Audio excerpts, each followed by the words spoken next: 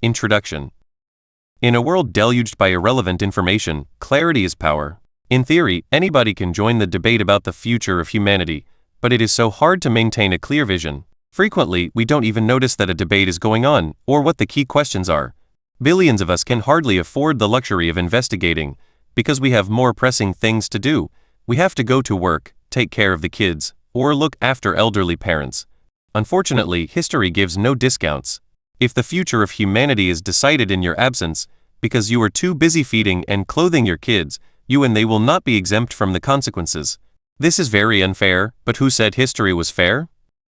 As a historian, I cannot give people food or clothes, but I can try and offer some clarity, thereby helping to level the global playing field. If this empowers even a handful of additional people to join the debate about the future of our species, I have done my job.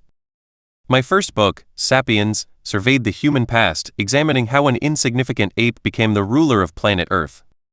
Homo Deus, my second book, explored the long-term future of life, contemplating how humans might eventually become gods and what might be the ultimate destiny of intelligence and consciousness.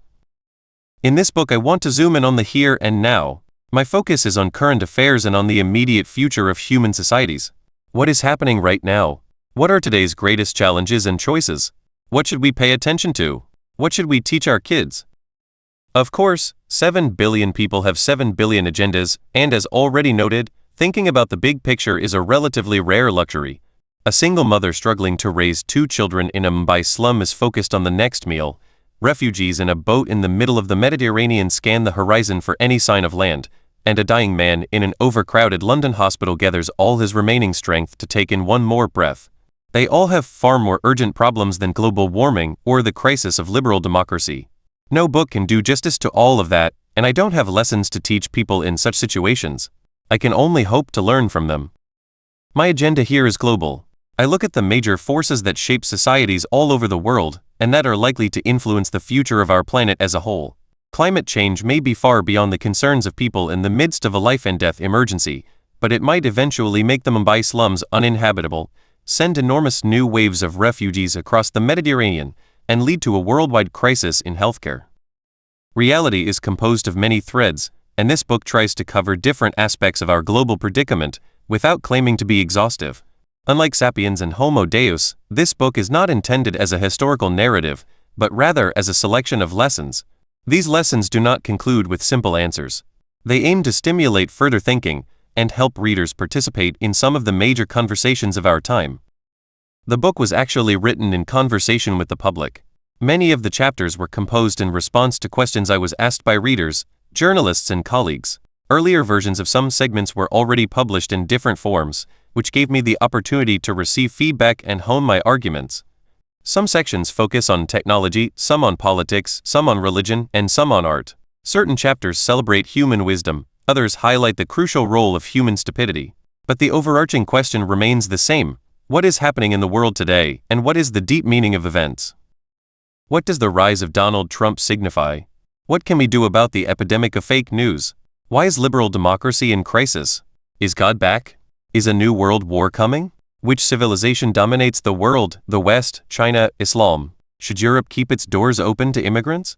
Can nationalism solve the problems of inequality and climate change? What should we do about terrorism? Though this book takes a global perspective, I do not neglect the personal level. On the contrary, I want to emphasize the connections between the great revolutions of our era and the internal lives of individuals. For example, terrorism is both a global political problem and an internal psychological mechanism. Terrorism works by pressing the fear button deep in our minds and hijacking the private imagination of millions of individuals. Similarly, the crisis of liberal democracy is played out not just in parliaments and polling stations, but also in neurons and synapses. It is a cliché to note that the personal is the political, but in an era when scientists, corporations, and governments are learning to hack the human brain, this truism is more sinister than ever. Accordingly, this book offers observations about the conduct of individuals as well as entire societies. A global world puts unprecedented pressure on our personal conduct and morality. Each of us is ensnared within numerous all-encompassing spider webs, which on the one hand restrict our movements, but at the same time transmit our tiniest jiggle to faraway destinations. Our daily routines influence the lives of people and animals halfway across the world, and some personal gestures can unexpectedly set the entire world ablaze, as happened with the self-immolation of Mohamed Bouazizi in Tunisia, which ignited the Arab Spring, and with the women who shared their stories of sexual harassment and sparked the #MeToo movement. This global dimension of our personal lives means that it is more important than ever to uncover our religious and political biases, our racial and gender privileges, and our unwitting complicity in institutional oppression. But is that a realistic enterprise? How can I find a firm ethical ground in a world that extends far beyond my horizons, that spins completely out of human control, and that holds all gods and ideologies suspect? The book begins by surveying the current political and technological predicament. At the close of the 20th century, it appeared that the great ideological battles between fascism, communism, and liberalism resulted in the overwhelming victory of liberalism. Democratic politics, human rights, and free market capitalism seemed destined to conquer the entire world. But as usual, history took an unexpected turn, and after fascism and communism collapsed, now liberalism is in a jam. So where are we heading? This question is particularly poignant because liberalism is losing credibility exactly when the twin revolutions in information technology and biotechnology confront us with the biggest challenges our species has ever encountered. The merger of infotech and biotech might soon push billions of humans out of the job market and undermine both liberty and equality. Big data algorithms might create digital dictatorships in which all power is concentrated in the hands of a tiny elite while most people suffer not from exploitation, but from something far worse, irrelevance. I discussed the merger of infotech and biotech at length in my previous book Homo Deus. But whereas that book focused on the long-term prospects, taking the perspective of centuries and even millennia, this book concentrates on the more immediate social, economic, and political crises. My interest here is less in the eventual creation of inorganic life, and more in the threat to the welfare state and to particular institutions such as the European Union. The book does not attempt to cover all the impacts of the new technologies. In particular, though technology holds many wonderful promises, my intention here is to highlight mainly the threats and dangers, since the corporations and entrepreneurs who lead the technological revolution naturally tend to sing the praises of their creations. It falls to sociologists, philosophers, and historians like myself to sound the alarm and explain all the ways things can go terribly wrong. After sketching the challenges we face, in the second part of the book we examine a wide range of potential responses. Could Facebook engineers use AI to create a global community that will safeguard human liberty and equality? Perhaps the answer is to reverse the process of globalization and re-empower the nation-state. Maybe we need to go back even further and draw hope and wisdom from the wellsprings of ancient religious traditions? In the third part of the book we see that though the technological challenges are unprecedented, and though the political disagreements are intense, humankind can rise to the occasion if we keep our fears under control and are a bit more humble about our views. This part investigates what can be done about the menace of terrorism, about the danger of global war, and about the biases and hatreds that spark such conflicts. The fourth part engages with the notion of post-truth and asks to what extent we can still understand global developments and distinguish wrongdoing from justice. Is Homo sapiens capable of making sense of the world it has created? Is there still a clear border separating reality from fiction? In the fifth and final part I gather together the different threads and take a more general look at life in an age of bewilderment, when the old stories have collapsed, and no new story has emerged so far to replace them. Who are we? What should we do in life? What kinds of skills do we need? Given everything we know and don't know about science, about God, about politics and about religion, what can we say about the meaning of life today? This may sound overambitious, but Homo sapiens cannot wait. Philosophy, religion and science are all running out of time. People have debated the meaning of life for thousands of years. We cannot continue this debate indefinitely.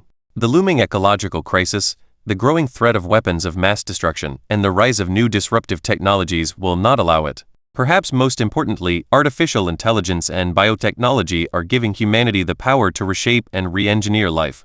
Very soon somebody will have to decide how to use this power, based on some implicit or explicit story about the meaning of life. Philosophers are very patient people, but engineers are far less patient, and investors are the least patient of all. If you don't know what to do with the power to engineer life, market forces will not wait 1,000 years for you to come up with an answer. The invisible hand of the market will force upon you its own blind reply.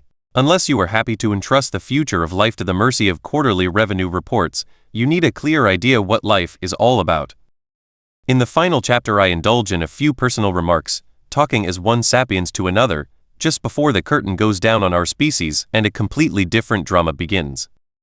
Before embarking on this intellectual journey, I would like to highlight one crucial point. Much of the book discusses the shortcomings of the liberal worldview and of the democratic system.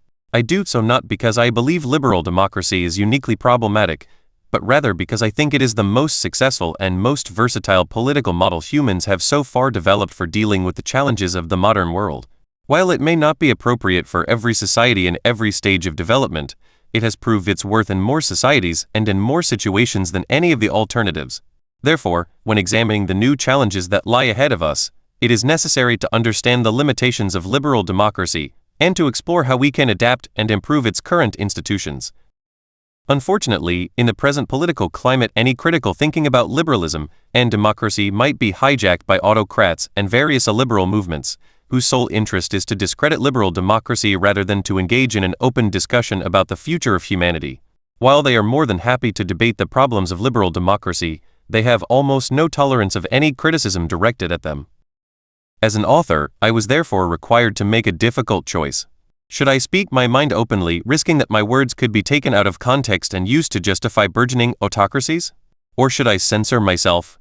It is a mark of illiberal regimes that they make free speech more difficult even outside their borders. Due to the spread of such regimes, it is becoming increasingly dangerous to think critically about the future of our species. After some soul-searching, I chose free discussion over self-censorship. Without criticizing the liberal model, we cannot repair its faults or go beyond it. But please note that this book could have been written only when people are still relatively free to think what they like and to express themselves as they wish. If you value this book, you should also value the freedom of expression.